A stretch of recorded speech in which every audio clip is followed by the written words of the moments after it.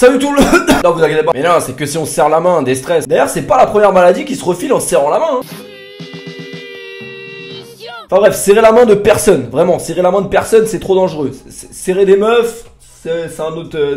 mettez du plastique, ça c'est un autre délire. En vrai de vrai, je sais même pas pourquoi je tourne cette vidéo, la vérité. Pour faire des vues, en vrai de vrai, le coronavirus ça clique, hein, y a moyen. Non mais faut quand même qu'on discute de 2-3 trucs là, non, vous pensez pas que c'est le moment? Alors la question c'est comment je vais appeler cette vidéo, je sais, la vérité je sais même pas. La pire maladie de ma vie, le coronavirus, épisode 1, ouais, à tout moment. Le coronavirus, ou plutôt le Covid-19 de son vrai nom, mais bon les gars, je vais pas faire le médecin ici, je suis pas Dr House. Je suis dans la même situation que vous et 85% des Français actuellement, nous ne connaissons absolument rien. C'est-à-dire que nous, qu'est-ce qu'on sait faire? À part quand on a mal au ventre ou aux couilles, on tape sur Google, j'ai mal aux couilles, que faire? Voilà, vous tombez sur un forum Doctissimo qui vous dit que vous avez le cancer des couilles. Bah c'est comme ça, voilà, c'est comme ça. Non, plus sérieusement, le coronavirus a l'air d'être une maladie dangereuse, je pense qu'on en est tous conscients aujourd'hui. Mais dangereuse pour qui les gars? Dangereuse pour les personnes qui sont déjà faibles physiquement ou les personnes âgées. Aujourd'hui, si je chope le coronavirus ou toi derrière ces caméras chope le coronavirus, c'est pas pour autant que tu vas mourir. Non, bref, on n'est pas dans le Grey's Anatomy, je suis pas là pour vous donner des cours. La seule chose que je peux peut-être faire, car les uns, parce que je suis un mec un peu influent sur la toile, si je te jure, il faut faire de la prévention. Alors lavez-vous les mains, c'est important les gars, lavez-vous les mains, lavez-vous les dents. Bon, les dents c'est pas pour le coronavirus, c'est juste voilà, pour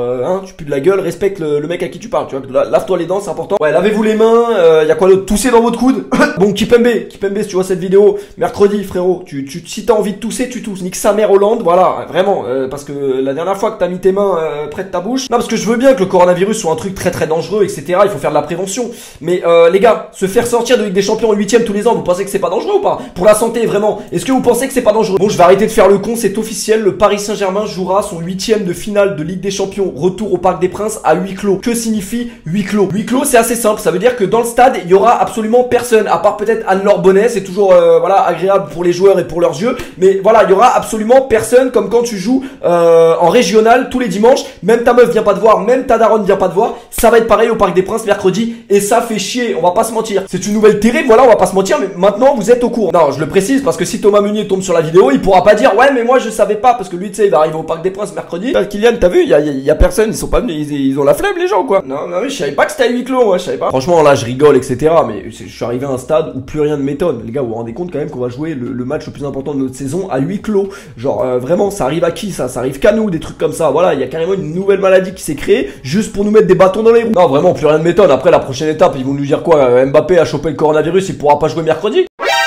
Mal de gorge. Attends, je vais regarder sur Docti. Bon, normalement, j'ai regardé sur Doctissimo. Voilà, Mbappé, mal de gorge, ça va. Tu vois, il a juste un cancer des cordes vocales, mais il pourra être là mercredi au parc, normalement. Alors, je suis absolument personne pour dire est-ce que oui, il aurait fallu jouer ce match à huis clos, est-ce que non, il aurait fallu jouer avec des supporters. Les gars, si cette décision a été prise, c'est que vraiment, ils savent ce qu'ils font, tu vois. Enfin, ils savent ce qu'ils font. Je pense, hein, mais bon, c'est l'État, on sait pas trop si eux-mêmes savent ce qu'ils font. Il y a quand même 2-3 petits trucs que j'arrive pas à saisir, mais peut-être que s'il y a des scientifiques dans les commentaires ou des politiques, vous m'éclairerez sur le sujet. Mais comment hier le match Lille-Lyon était blindé, ça a posé aucun problème aux gens, alors que le coronavirus était pareil hier et aujourd'hui. Il n'est pas arrivé là, hein, le coronavirus il était déjà là depuis quelques semaines maintenant en France. Voilà, moi je comprends, la santé des gens et la santé des Français est plus importante qu'un simple match de foot, même si pour nous c'est pas un simple match de foot. Voilà, on peut comprendre pourquoi ce match a été joué à huis clos. Il y a d'autres choses qu'on peut moins comprendre. Pourquoi les transports en commun fonctionnent encore normalement alors qu'il y a aussi un rassemblement de personnes encore plus important que dans les stades de foot. Enfin bref, je vais pas essayer de comprendre, je vais pas faire des débats pour rien. Si ce match a été mis à huis clos, c'est qu'il y a une raison. Voilà, très bien, pour la santé des gens, c'est cool. Maintenant on va parler sur le plan sportif et qu'est-ce que ça va changer pour le PSG à mon goût. L'année dernière, c'est parce que Buffon avait de l'arthrose, c'était un accident, ça comptait pas. Voilà pourquoi on s'est fait éliminer. Pareil pour le Real il y a 2 ans. Le Real c'est parce que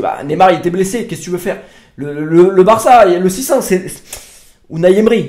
Ah, bon, on a notre excuse qui est prête. Non mais c'est vrai les gars, parce que si les Chinois préféraient manger des pâtes que des chauves-souris, Neymar il nous ferait gagner avec des champions cette année, on le sait tous, on le sait, tu le sais, je le sais. Non, petite vidéo pourquoi faire. Bon, en plus de, c'est même plus remplir le frigo les gars, je vous jure, je suis obligé de vous le dire parce que vous connaissez, je vous parle souvent de l'état de mon frigo, voilà, faut le remplir, etc. Là, faut carrément le changer. Ça veut dire là je fais des vidéos pour racheter un frigo, il est tombé en panne ce bâtard. Il a le coronavirus le frigo. Non, j'ai eu envie d'allumer ma caméra aujourd'hui, pas pour vous tousser à la gueule. Voilà, j'ai eu envie d'allumer cette caméra pour discuter ensemble, essayer de trouver du positif, même dans le négatif, parce que je pense qu'il y en a toujours et il faut toujours essayer d'en trouver comme on peut. Quels sont les avantages et les inconvénients d'un match à huis clos? Alors on va commencer par les mauvaises nouvelles et les inconvénients selon moi. Après c'est très subjectif, peut-être que vous aurez pas les mêmes avis. D'ailleurs je compte sur vous pour débattre dans les commentaires et donner vos avis à vous sur ce match à huis clos. Est-ce que c'est bien? Est-ce que c'est pas bien? Est-ce que c'est terrible? Est-ce que c'est pas si terrible que ça? Alors on commence directement par le premier inconvénient que j'ai trouvé moi à ce match retour à huis clos. C'est clairement le Borussia Dortmund qui sur cette rencontre à élimination directe sur 2 matchs va jouer un match à domicile qu'il a déjà joué chez lui et un match retour neutre. Car pour moi, c'est pas la définition d'un match à l'extérieur qu'ils vont jouer mercredi au Parc des Princes, les gars. On connaît très bien l'avantage de jouer au football devant ses supporters, les gars. Bien sûr que ça, c'est un avantage pour moi. Bien sûr que ça te transcende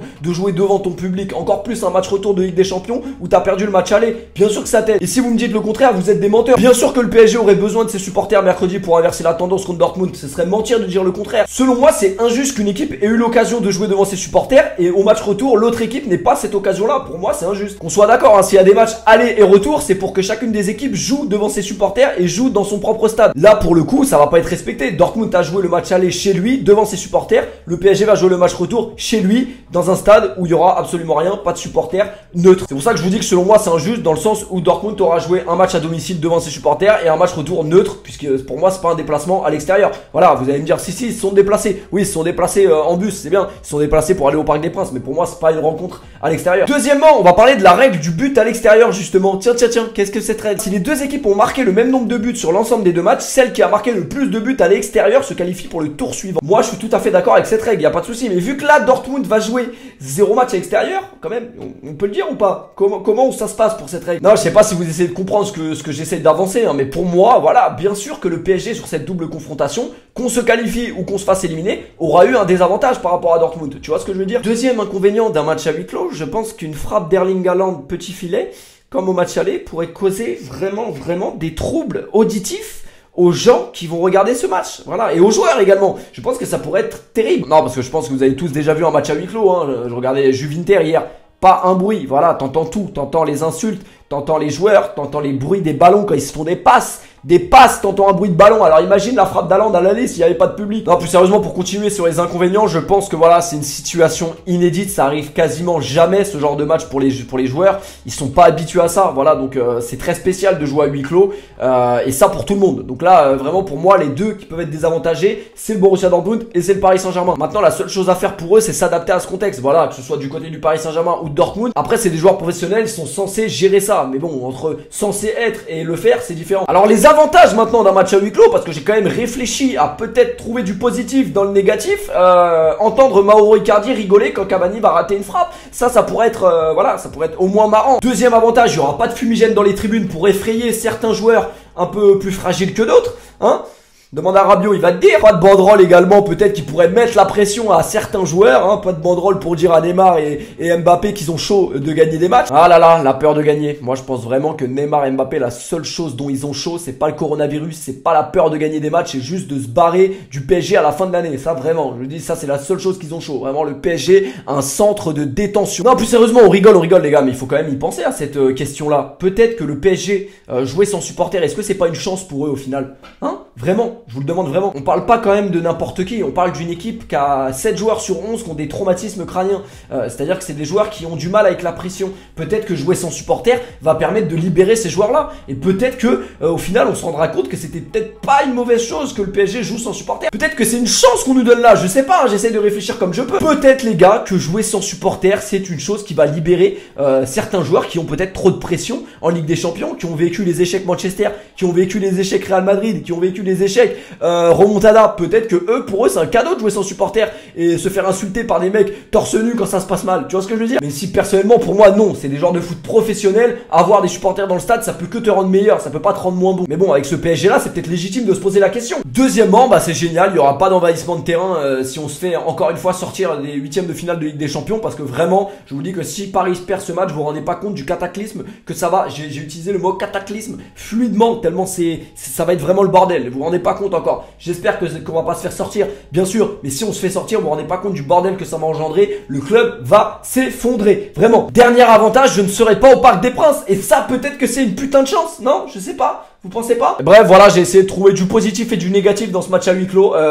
Trouvez-en aussi dans les commentaires, j'attends de voir, c'est très important. Peut-être la seule vidéo de ma chaîne où je vais regarder les commentaires. Mais non, Pfut, c'est pas commercial de dire aux gens que tu lis pas les commentaires. Les gens pensent que tous les youtubeurs, quand ils disent like et commentent, ils lisent tous les gars, c'est un mensonge, hein. Ça, c'est un grand mensonge du youtubeur. Un youtubeur qui est un minimum connu ne lit pas tous ses commentaires, c'est un putain de mensonge. Non, parce que si je devais lire tous mes commentaires, j'aurais déjà la coupe à Kurzawa et puis Candice et Jenny, elles dormiraient chez moi. Non, plus sérieusement, c'était votre pote Paoletta. Peut-être que j'ai eu besoin de faire cette vidéo parce que je stresse. Voilà, peut-être voilà. C'est dit ou pas? Non, plus sérieusement, j'attends vraiment vos avis en commentaire. Je les lirai pour une fois. Parce que là, c'est vraiment, voilà, j'ai envie de savoir, vous en pensez quoi? Est-ce que c'est un avantage? Bien sûr que pour moi, c'est plus un inconvénient qu'un avantage de jouer à huis clos. C'est dégueulasse même par rapport à Dortmund. Parce que Dortmund, comme je vous l'ai répété en début de vidéo, ils ont eu leur public. Alors nous, on n'a pas notre public. Tu vois, ça, c'est un truc vraiment qui me fait chier. Mais bon, c'est le jeu. S'il faut insulter quelqu'un, c'est le coronavirus. Moi, je vais pas l'insulter parce que si il toque à ma porte, bah voilà, je ferai un feat avec lui et puis c'est tout. Mais on verra bien mercredi. Maintenant, je vous donne rendez-vous pour le pire match de ma vie ou le pire ou le meilleur. Hein, on ne sait pas encore. Voilà, pour la prochaine vidéo. Enfin bref, c'était votre pote Pauletta. Pensez à liker cette vidéo si elle vous a plu et si elle vous a fait un petit peu décompresser avant ce match parce que moi, je vous avoue que là, je suis pas bien. J-2, je suis pas bien du tout. C'était votre pote Pauletta. On se retrouve très vite pour une nouvelle vidéo. Portez-vous bien la famille.